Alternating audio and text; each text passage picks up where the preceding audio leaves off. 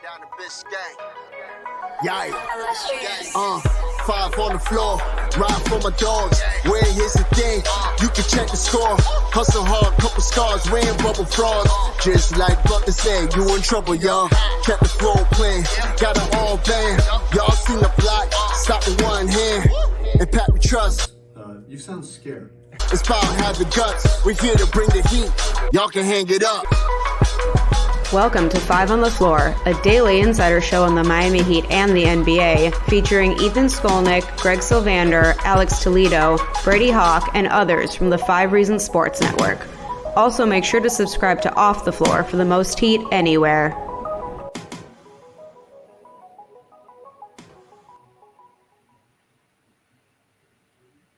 Welcome back to Off the Floor. The Heat got wiped off the floor. To 5 on the Floor, post-game edition. Miami loses to New York, 116-107. I'm your host, Greg Sylvander. Today's floor plan with me, we have Major Passons. We're going to talk about his record on these post-game shows. We're going to have to get to that. And also we have Naveen Ganglani. The time difference has you always on a difficult schedule to make it. So we're happy to have you. Thank you for joining us. We're going to dive into this matchup. We're going to let the segments drive the show. It ultimately is another game where the Heat played a quality opponent and came up short on their home floor. First was Orlando. At least there was no ceremony happening tonight, but the Heat did end up losing a game where Karl Anthony Towns looked heads and shoulders above everybody else, which I hate to always admit that. But we're going to talk about that in a minute. Before we get into any more, I want to shout out Off the Floor. That is our Discord server. You need to go there, and it will be the most heat anywhere. It is where we talk heat 24/7. There's the host updates channel where Ethan and I, Alex, Brady, others post, but also the main thing chat where everybody's talking heat all day. There's other channels where you can talk other sports. $2.99 a month is the charge on your desktop, $3.99 on your Apple device. Off the Floor, check that out, our Discord server. Again, let's let the segments drive the show. So right up top, we are going to dive into the Insurance by Lynette player of the game. And now it's time for the A-Aggressive Insurance Player of the Night, sponsored by our friend Lynette. You can find her at insurancebylynette.com. That's with 2 N's and 2 T's, insurancebylynette.com. If you need car insurance, renter's insurance, homeowner's insurance, or any other type of insurance, she's the person to go to. Based in Lauderhill, she services the entire Tri-County area here in South Florida, and she will make sure to get you the best deal. She'll probably talk to you about the Heat while you're at it. Reach out to her, insurancebylynette.com. And now, the player of the game. So the player of the game, there's 2 guys we're going to hone in on here. One is a Miami Heat player, and that's Tyler Herro, who really carried the team tonight. But on the side of New York, we have to discuss Karl Anthony Towns had a monster evening. 17 of 25, 44 points, 13 rebounds, 4 or 5 from 3, didn't miss a free throw. He was great. I guess, Major, is there anything you want to say before we go forward about your record on these post-game shows? Because on playback, everyone should come watch the games with us on playback. Everybody was asking for the updated schedule of when you're going to be on so that they could maybe bet against Miami. So you're starting to get a little notorious record here with these shows. Is there any correlation at all, or should we be looking in the other direction? No, this is ridiculous, though. You would be shocked at how many people ask if I'm on post game before the game starts, or like if as soon as something starts going bad, people are like, "Oh, are you on post game?" Like, it's now become legitimately a thing where people get upset when they learn I'm on post game. I guess that's not really good for my personal brand. Yeah, that is funny. I think it's just a coincidence. I have a feeling that record will even itself out, but I think others in our network may disagree. Naveen, so Karl Anthony Towns couldn't be stopped. Tyler Herro had a hell of a game, but still they're in this situation where with the tweaks to the offense, Jimmy and Bam haven't been quite as comfortable. both of them, Bam had a flat out bad game. Jimmy was kind of sleepwalking through this one for the most part, was efficient. What were your thoughts on how they defended Karl Anthony Towns? Is it just a situation where you get a player that goes off and that's the kind of night, or did you see anything schematically that they could have done differently? Because ideally, Bam Adebayo should have been able to defend him one-on-one, and that was not the case tonight. Yeah, I'm gonna give Spoelstra some blame here as well. I know a lot of times we tend to blame the players first and let Spo kind of, go under the radar, and deservingly so because he's done more great things than bad things. But today he's stuck with that zone defense, I think, for too long early in the game that allowed Cat to really get going because Cat would find the openings, open mid-range jumper, open 10-foot floater, open three-point shot, and by the time the second half arrived, Cat was in too good of a rhythm. I think Spo also might have called the timeout a little too late when the Knicks made that run after the Heat went up 13. And some of his substitution patterns were just wonky. It just didn't make sense for certain stretches. I think he's still trying to figure out which of his 8-9 guys he really trusts right now. And I don't think he's quite there yet. But there were so many factors here that led to the Heat losing. Rozier having a bad shooting game. Jimmy looking like a role player instead of a franchise player once again. I hope Adrian Wilson wasn't watching the game because Bam Adebayo was sunned by Karl Anthony Towns, like Paulo Banchero did to him a few days ago. And, the thing about Bam, look, he's missed all these three-point shots, and it feels like he's not getting those dotted line jumpers he was getting a ton of last season in that paint. And the lack of offensive production, I feel, is impacting his defense as well. He allowed so many easy lobs at the rim. He allowed Cat to body him up in the paint, not just with drives. The early foul trouble got him in a weird rhythm. Overall, just a bad game from Bam. And yeah, when you look at the game, Thomas Bryant had moments in the first half.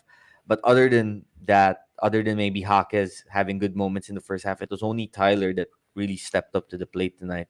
And it's a disappointment because with the way Brunson was playing in the first half, with the way the Knicks weren't shooting great in the first half, it was right there for Miami to take control. And it looked like they would when they went up 13. And then in classic Miami Heat fashion, of course, they screwed up, they relaxed, and now we have another loss.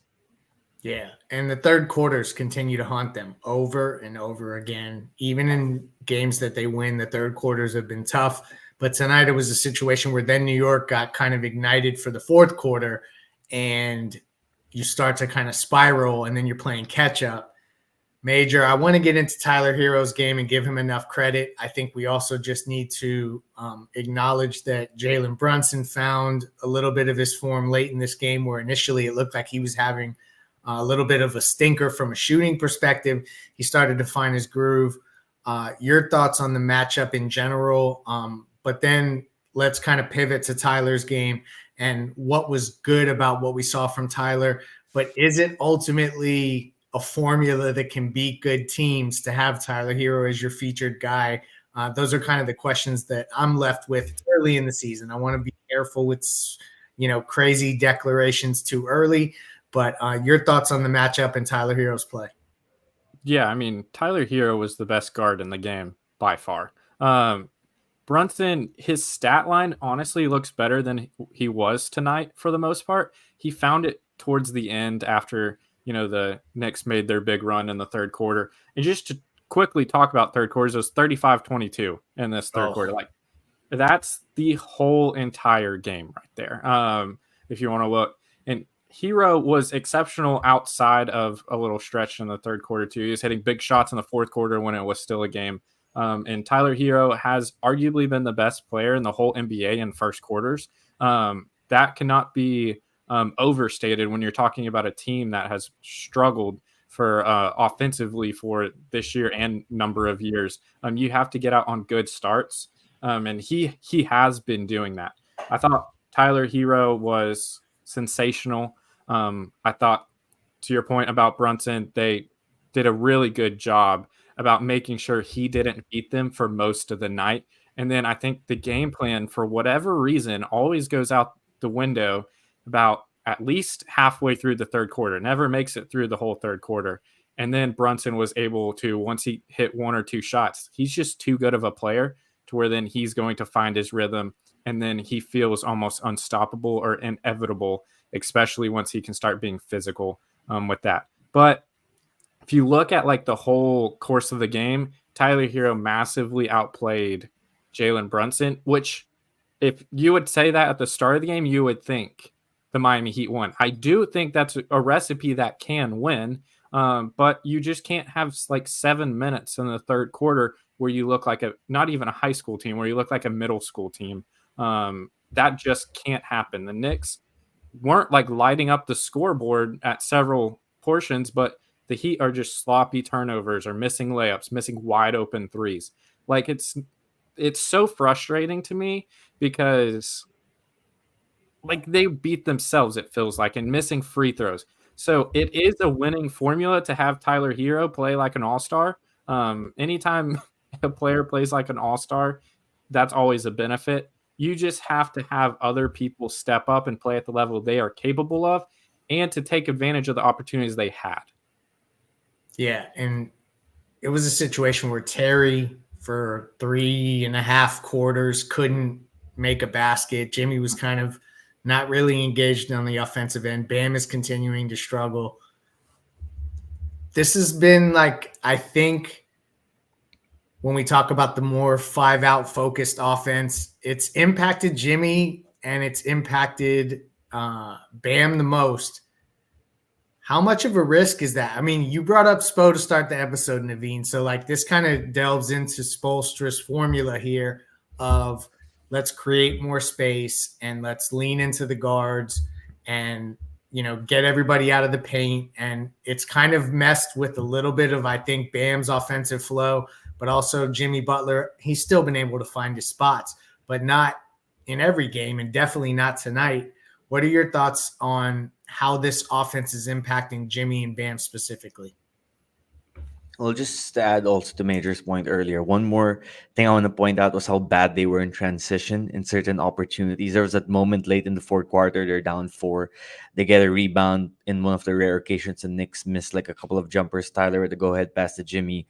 Jimmy can't control the pass, steps out of bounds, turnover. It's just like stupid stuff like that, and including one possession there where Jaquez, like, it looked like it should have been a sure two. Instead, he misses the layup. It goes the other way, right? So those are some of the moments they have to clean up. Those are some of the moments Spo can control as well. I mean, you can only control so much as a coach when your players are on the court and making silly decisions where it looks like they're pushing too fast. I know they want to push the pace, but if they're not doing it in controlled fashion, it just turns out ugly sometimes. I like the 5-out spacing a lot. It looks like the Heat offense is much more modern. They took 81 field goal attempts in today's game. 40 out of those were 3-point shots. They made 42.5%, 17 out of 40. That's pretty good. The Knicks, for example, 82 field goal attempts. They took 43 pointers, made 18. So 3-point shooting wise, it was relatively balanced. The Heat, though, 16 out of 24 from the free throw line. So that's an area that obviously was problematic. And in theory, Greg, Major, for me, the 5-out spacing should give Jimmy and Bam more opportunities. It spreads the floor more. It makes cuts open for them, allows Jimmy to drive in more. And if the defense collapses on him, there's so many kick-out options there he can get to. The problem is he doesn't seem interested sometimes to take control of the basketball. I mean, third quarter, the Knicks are on their run. They're stealing momentum. I feel like Drew Smith had the basketball way more times than Jimmy did, as the Knicks were taking control of the game. And at a certain point, we can talk about the coaching, we can talk about the other players, but when are we going to start talking about how the franchise player wants to be a role player? When are we going to start talking about how the guy who wanted an extension, the guy who was talking all that shit just a few months ago, suddenly seems content just watching as everything goes sour? It was what we saw towards the end of last season as well. Now, last season, we gave Jimmy and the team goodwill because they made the finals, so it was like a pass. But there's not going to be such a thing this season. Heat fans are frustrated, rightfully so. And the way they're playing makes people frustrated because it's frustrating basketball. And it starts at the top. It starts with your best player who is setting the kind of example that leads to a losing season. Yeah, and I do want to preface this by saying Jimmy has had respectable, good stat lines, and what are they, 2-2 now as we look ahead to the next game. I think they're playing Washington up next. Don't quote me on that, but I think it's Washington. They are in Mexico City. Good call. Thank you. I think Jimmy went to Mexico ahead because I didn't see him in Miami tonight. Yeah, but that's the part of this, Naveen, that you're honing in on, is that they need him to be present and accounted for every single night. And tonight, it just seemed like when he did get engaged a bit late in the game, it was too little, too late, and the Knicks had already kind of got on their run. So it's against also good teams where you need Jimmy to be elite, and his on-ball defense is basically going to dictate if they're going to be able to stop certain guys. There was a time where you would put Jimmy on the best player on the other team, or especially Bam. But I mean, like in the case of Brunson, you solve him by putting Jimmy on him. They didn't necessarily look at that. You saw more Drew Smith and other guys guarding him, and it worked out for most of the game, but you would expect Jimmy to be kind of a guy that can take those reins more and more. But, with age, maybe they're trying to balance that. I understand all of the different factors that come into it, but he just I think both of the Heat's best players need to play better going forward if they're going to beat good teams, because so far they have victories against the Detroits and the Charlottes of the world, and they have losses against Orlando and New York. So let's get to our next segment here, the real estate shop defending the house.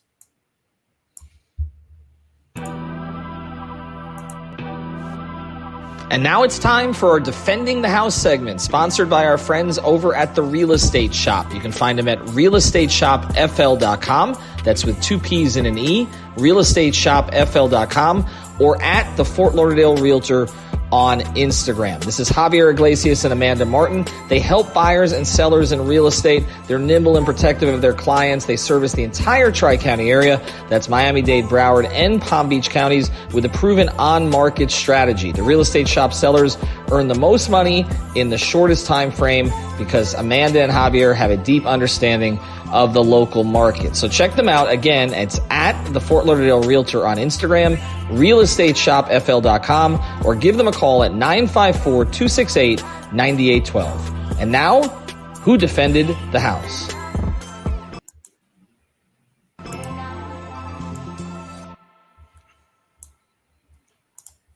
Nobody really defended the house, I felt, adequately enough. But Drew Smith had 3 blocks. I want to hone in on why the hell they played Drew Smith major. This was not the rotation shift that I thought Spoelstra was going to go to. For some reason, I thought Haywood Highsmith would have had a prominent role tonight, and he didn't even play. They basically are in a situation where they're playing a 9-man rotation. Jaquez, Thomas Bryant, and Duncan Robinson were the guys we expected. Drew Smith was the unexpected one. He had 3 blocks, like I said. I felt like a couple of those were steals, but they were credited as blocks as I'm looking at the box score here. Were you surprised to see Drew Smith tonight? Do you think with Brunson maybe in town that's what they leaned into? Your thoughts on Drew Smith's play, just because we hadn't really seen Spoelstra pull this tool out of the tool bag just yet, but here we were. What were your thoughts on Drew Smith's moments in the rotation tonight? I mean, he's the only guy that can be mentioned right here playing good defense, in my opinion. He actually was legitimately pretty good. As you said, 3 blocks. They felt like steals, though. So I don't know how those got credited as blocks. But he just classic Drew Smith game. Plays defense, nothing pretty. Runs offense.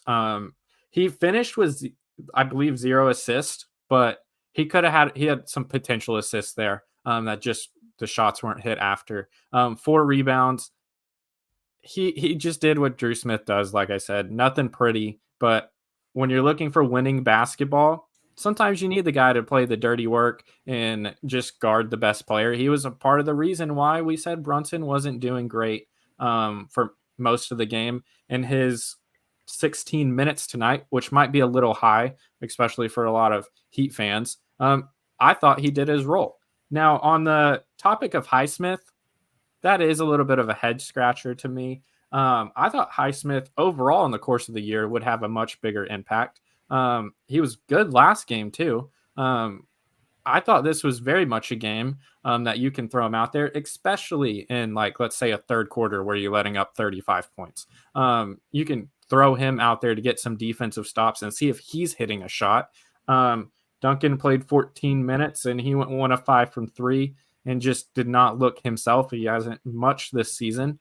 So why not throw Highsmith out there where you at least know you're going to get that elite defensive end and at least get some stops if you just want to bring it into the mud. So I thought that was a little bit of a head scratcher to me that Highsmith did not get any role, because he is a big defensive weapon that can be used on a lot of the Knicks players. Duncan Robinson's now 5 of 22, if I'm doing the math correctly, on the season from 3. I wonder, Naveen, do you expect them to stick with Duncan in the rotation no matter what? Or is there a chance that they could try Larson? Do you think – I have a tendency to think that they're going to let Duncan Robinson play through this. But also, they haven't really put Duncan out there with Bam and Jimmy a ton, and that usually was a group that would do well when you're talking about players you want to pair together and see on the court.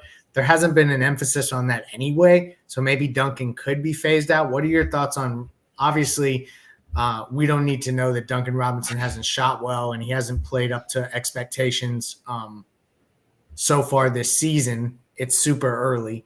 But do you think that there's a chance that Spoelstra may look elsewhere? Alec Burks, Larson, is there anybody else that you think that maybe could infringe upon his rotational spot? Or do you think that they'll play him and kind of let him work through this? I think they're going to let him play through it. You know, one of the things Spo usually says, more than who makes shots, is what kind of shot quality are you getting. And if you look at Duncan's shots so far this season, a lot of his 3-point shots have come from the corner, which is spacing the floor, more of that 5-out offense. And you need that spacing when he's going to share the court with Jimmy or Bam. And I believe Spo and the staff feel that eventually Duncan's shots are going to go in. Just that spacing also allows for more cuts, allows for more action weak side, and can confuse the defense from time to time. I think Duncan's shooting will eventually resume, and ultimately you're paying the guy $19.4 million US. You have to play him. Even if it's like 14, 15 minutes a game, you're gonna have to play him. Would I like to see Alec Burks or maybe even Haywood Highsmith get some run? Absolutely. I thought this was a game that Haywood should have actually seen action. I don't get why he didn't play, because it feels like, especially as Cat got going, especially as Mikal Bridges started hitting jump shots, or Brunson even was going, I thought Haywood was someone you could put on the court, but maybe Spo was concerned of the offense. But I guess you can just chalk that up to another one of the mistakes the Heat did today, because I thought Haywood would have made the difference. And yeah, I think Duncan will play, but it would be nice in some games to see Larson or Burks get some run, because we like what we saw from them in the preseason, especially the fact that Tyler called Burks a really good corner specialist, corner 3-point specialist. So that could change things up. But ultimately, again, I go back to my main point. We're talking about the role players. We're talking about the guys in the margins. None of it matters if your best player is going to play like crap. Your best player needs to step up. And Jimmy Butler needs to step up. He had a great game against Charlotte, so-so game against Detroit, against the actual Eastern Conference playoff teams you're going to probably face if you want to get to your goals. He's played like crap. Same for Bam. And if your best players aren't going to show up, this season's not going to matter. And I think you bring up a great point about it harkens back on the coaching staff to figure that out. And they're going to have to make adjustments on the fly here, because now they go out west. They get a couple games left on this.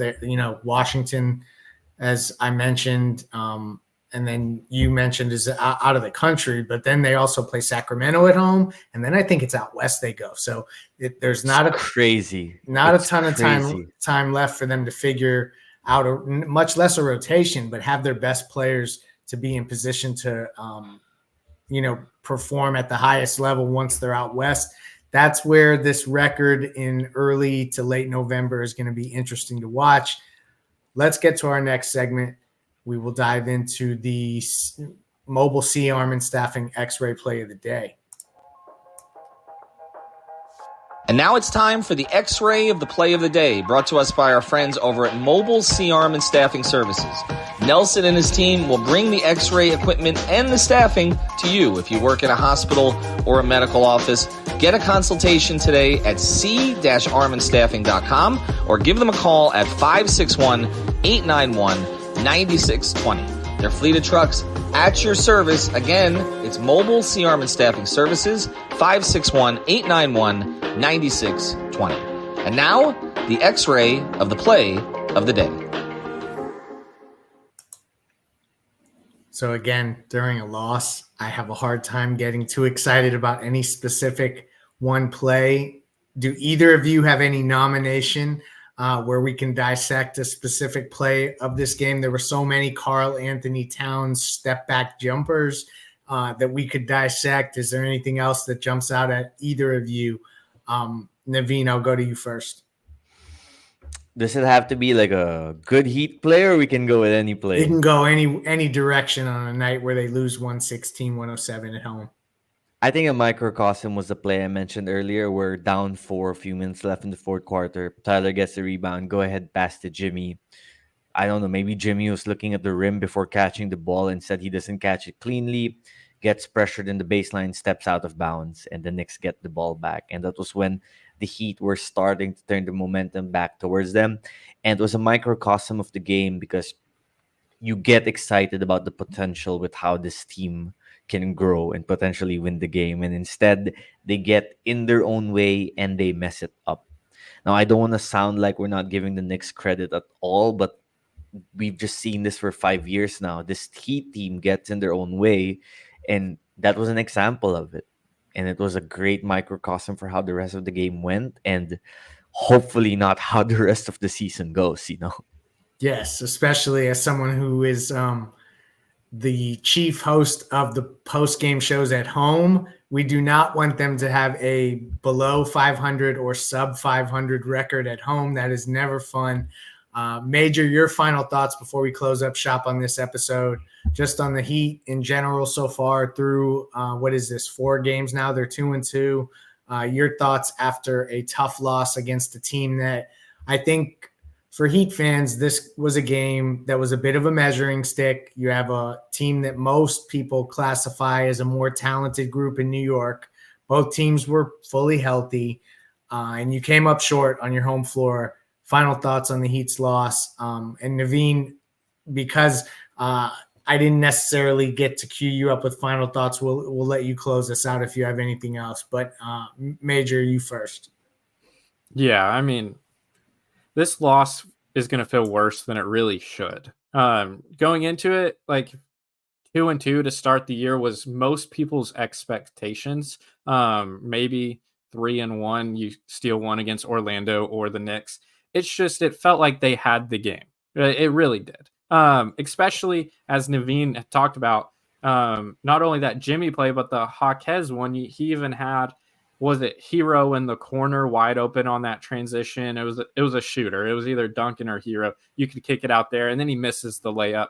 They had so many opportunities that even though that they let the game slip away, that they felt like they're going to find a way to win this game or at least come back in it. And they just stopped making the plays. But overall, I mean, I feel like it's weird that it's somewhat encouraging, though. If you extract the third quarters, if you look at their play, it's somewhat encouraging. Like Herro, his level, Terry, even though he wasn't great tonight, but that fourth quarter he showed up. He was carrying in that fourth quarter. Then you have the other games where he's showing how he makes his shots and how he can help this team. Jaquez has been pretty solid. Jovic is playing his role. It's just like Naveen, and I don't want to just, harp on everything he's saying and, jump on his back. But if specifically, in my opinion, Bam, he's not been Bam level.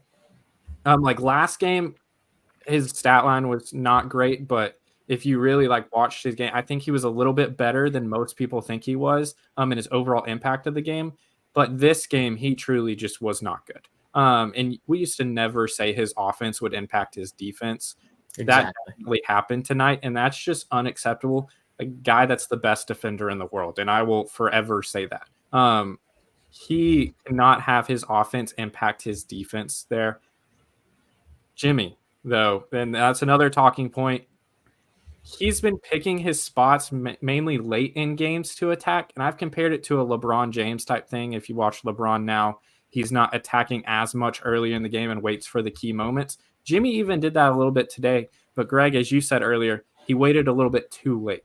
So I'm not harping on Jimmy as much as like Naveen or you or most people are, because I think he did ultimately in that fourth quarter when they needed him, he started showing up. But it can't happen only in the fourth quarter, especially when the Knicks are making a run. He's got to establish himself then. So, first half when Herro's cooking and, they're honestly playing pretty good basketball, I'm not worried if Jimmy only has 3 shot attempts or whatever it was. I think that's over analyzing. But when the Knicks are making the run and towards the end, he's got to assert himself then. He can't wait till he just sees a 4 up on the time clock and then be like, okay, now we play and now we assert ourselves. Do it a little bit earlier if needed. Naveen, what you got to close us out? Well, hopefully the Heat start playing better because it's a holiday here today in the Philippines, and I woke up at 6:30 a.m. to watch that abomination of a game. I'm just joking. No, major hit, and it really, I mean, it starts with your best player. It starts with your needle movers, as we like to say, right? It starts with Jimmy and Bam, and Spoelstra, credit to him in the post-game press conference, just now admitted that he needs to do a better job of getting Bam the ball in spots where he can be most efficient. And we've seen historically that Spo and the Heat use the first 3 months of the season to kind of tinker and see what's going right, and then by the time we get to that February March range, we have a better idea of the team that they want to be. But that does not necessarily mean that the team they want to be always ends up being a great team. 2 seasons ago, we thought they were going to be a crap team until the playoff run, and last season it turned out to be the opposite. They looked horrible, and they turned out to be a horrible team, injuries notwithstanding. What I don't like more than anything right now, Greg, is when teams face the Heat, there's no sense of they're going to be more physical than us, they're going to be more tougher than us, right? For the longest time, even during those years where we watched Dion Waiters, James Johnson, and whatnot, you never got the sense that opponents felt like they could out-tough the Heat, out-physical the Heat, out, think the Heat even mentally. In the last 2 seasons, we're seeing the opposite of that. We're seeing teams go into Miami's home and kind of punk them, bully them, be the more physical team, talk trash to them. That was a Knicks crowd today more than a Heat crowd. Mm-hmm. Can we point that out? They always show up in Miami. They do. Exactly. And it's okay that, if they show up, but you can't feel like it's a Knicks home game more than a Heat home game. And it felt like a Knicks home game. And that goes to show the bigger problem here, which is the Heat, I don't think, know what their identity is right now. And they're searching for what their identity is. And for the longest time, they've been the team that's tougher than you, more physical than you, will bully you, and will even talk trash to you. Not anymore. It's not the case. It feels like a team trying to find out who they are. Last season, it felt like they were trying to find out who they were the whole season, and they never quite did. And I know we're only 4 games in now, but the early signs feel that way. And I just hope it doesn't turn out to be that way for another whole season. Because if things don't improve quickly, I think things will get ugly sooner than later. Yeah. I mean, this West Coast trip coming up when you're playing against some of the better teams out West, traveling, it'll be interesting to see if Kevin Love can get back out. Shout out to him. He's been out for personal reasons, but would definitely like to have less Thomas Bryant minutes. We didn't really get into his minutes in this show, and that's probably a good thing. But it's going to be an interesting stretch here when they go out West, because they can't really get off to a bad start. We've talked about this 5 on the floor a ton. They need to get off to a good start. They're 2-2. Let's not overreact. But to Naveen's point, very articulate as well as Major, they need their best players to be their best players and play up to the level of other teams' best players. That did not happen tonight. Again, the Heat lose 116-107. I've said that now a few times, and now I'm doubting myself. Yes, 116-107. We will have you covered for the next Heat game, and we will have shows in between. Don't forget Off the Floor. Shout out to our sponsors.